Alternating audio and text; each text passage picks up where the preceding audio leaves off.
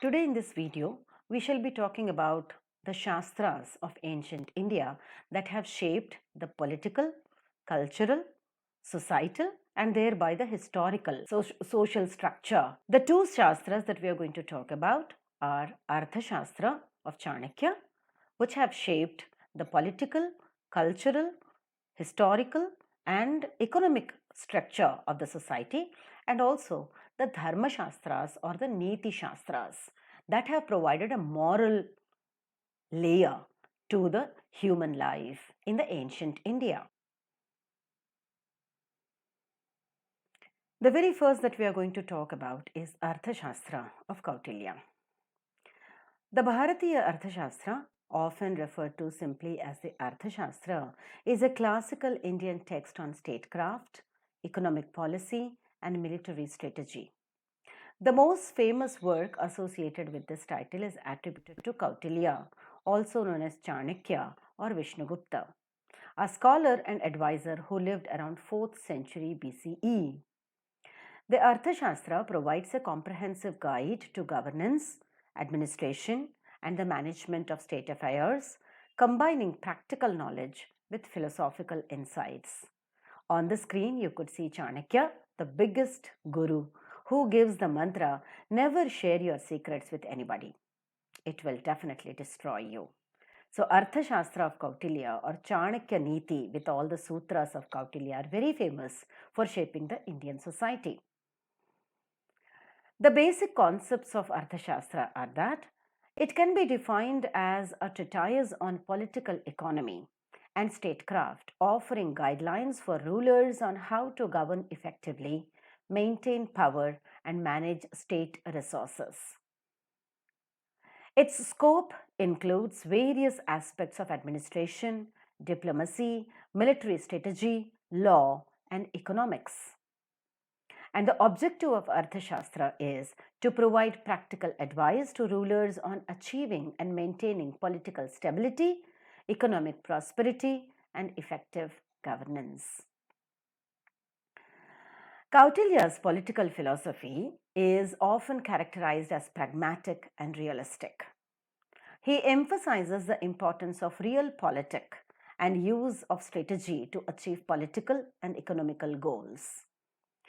The Arthashastra outlines strategies for acquiring and maintaining power, including the use of diplomacy, alliances, and espionage. Kautilya believes that rulers must be shrewd, adaptable, and willing to use various means to achieve their objectives. So he always says, learn from the mistakes of others. You can't live long enough to make them all yourselves, which is a practical advice by Chanakya. With respect to Rajadharma or duties of king, Chanakya says in Arthashastra that the ruler or Raja must act as the best interest of the state, ensuring the welfare of the people and maintaining law and order. The king is seen as a central figure in governance, with responsibilities extending to all aspects of state administration. While Kautilya advocates for pragmatic and sometimes harsh measures, he also stresses the importance of the ruler's duty to uphold justice and fairness, balancing practical concerns with ethical considerations. With respect to administrative structure, the Arthashastra proposes a highly organized and centralized administrative structure, including various departments and officials responsible for different aspects of governance, such as taxation, law enforcement, and public works. It outlines the roles and functions of various administrative officers from bureaucracy point of view, including ministers, spies, and military commanders, emphasizing the importance of a well-functioning bureaucracy for effective governance. There is no official ceremony held to declare the lion the king of the forest. He himself becomes the king of the forest by his own attributes and heroism, says Chanakya, which is the essential quality of a king. From economic policies point of view, the text covers various economic policies, management, including taxation, trade, resource management, economic management, and so on. It provides guidance on how to optimize state revenues, manage economic resources, and promote trade and industry. The Artha Shastra also discusses market regulation, pricing policies, and the management of trade, emphasizing the need for a stable economic environment to support the state's growth and stability. The gold is tested in 4 ways: rubbing, cutting, heating, and beating, says Chanakya. In the same way, a man is tested by his sacrifice, behavior, qualities, and actions. With respect to military strategy, Kautilya offers detailed advice on military, warfare, and defense, including the organization of the army, tactics, and the conduct of warfare. He emphasizes the importance of military readiness and strategic planning. The text highlights the use of diplomacy, alliances, and espionage as crucial tools for maintaining security and advancing state interests. Kautilya's strategies include both offensive and defensive measures. By wishing no work will be completed, says Chanakya. No prey will enter into lion's mouth on its own, so we have to work hard till fulfilling our desires. With respect to law and justice, the Arthashastra includes discussions on legal matters, including the administration of justice, criminal law, and legal procedures. It emphasizes the importance of a fair and efficient legal system to maintain the social order. It also outlines various punishments and penalties for different crimes, reflecting the pragmatic approach to law enforcement and justice. One should not trust the sweet words of the evil people because they do not forget their original nature. Tiger does not leave violence, says Chanakya. Ethics and morality also are being talked about in Arthashastra by Chanakya. While Arthashastra is often seen as pragmatic and sometimes ruthless, it does not disregard morality entirely. It addresses ethical concerns within the context of practical governance, suggesting that moral considerations should be integrated with strategic decision making. Kautilya acknowledges the need for moral flexibility, suggesting that rulers may need to employ unconventional methods to achieve their objectives while ensuring the overall welfare of the state. Sometimes you have to suffer in life, not because you were bad, but because you didn't realize where to stop being good, is the practical advice given by Chanakya to all of us. So, his influence and legacy through Arthashastra has a significant impact on Indian political thought and governance.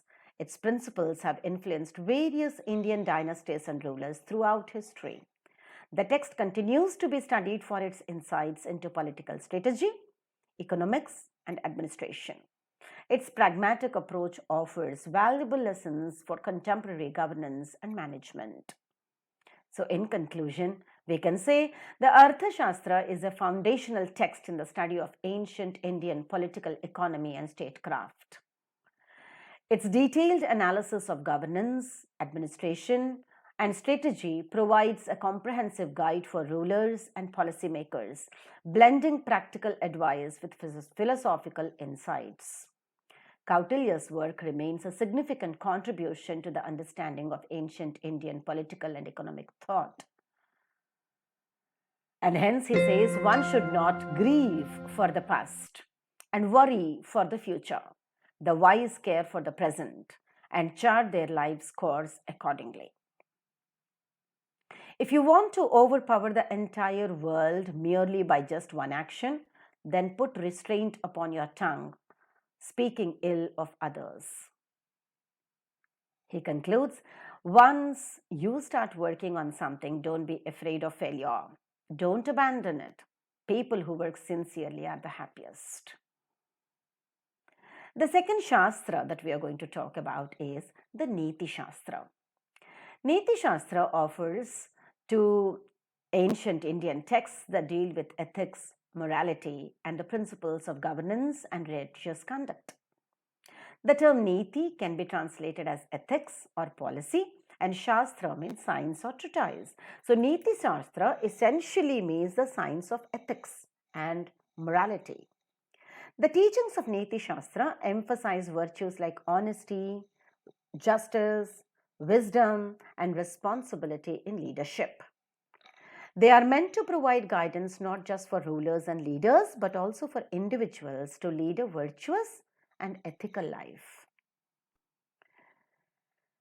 By definition, Neeti Shastra is the study of ethical principles and practices that govern the individual behavior, social interactions, and statecraft.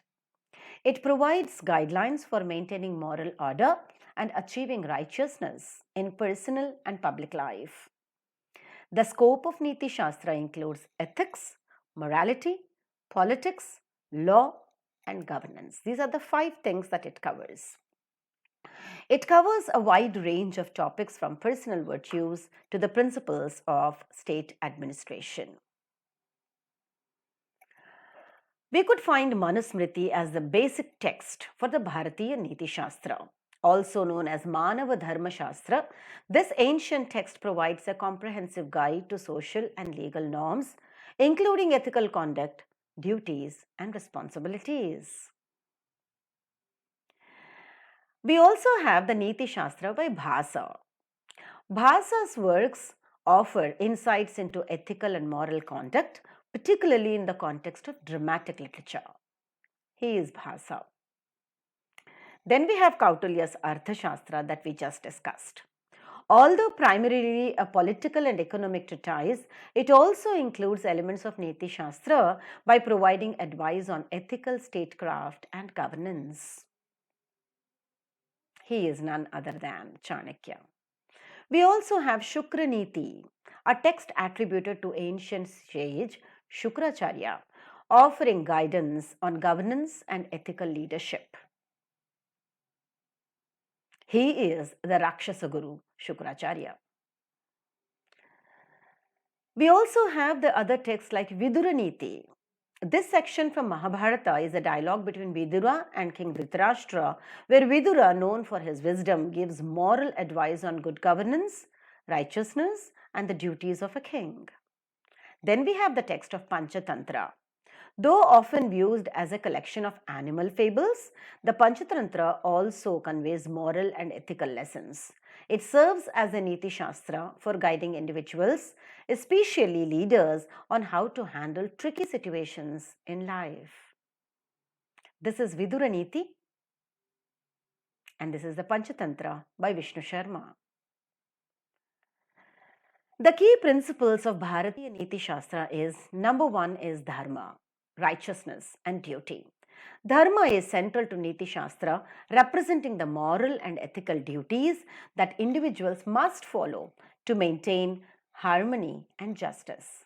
It guides personal behavior, social relationships, and governance. The second is Satya, truthfulness. The principle of truthfulness is fundamental in Neeti Shastra, emphasizing honesty and integrity in all aspects of life. The third is Ahimsa, non-violence. Ahimsa is a key ethical principle that promotes non-violence and compassion towards all living beings, influencing both personal, conduct, and state policies. Santosha is the fourth principle. Santosha means contentment.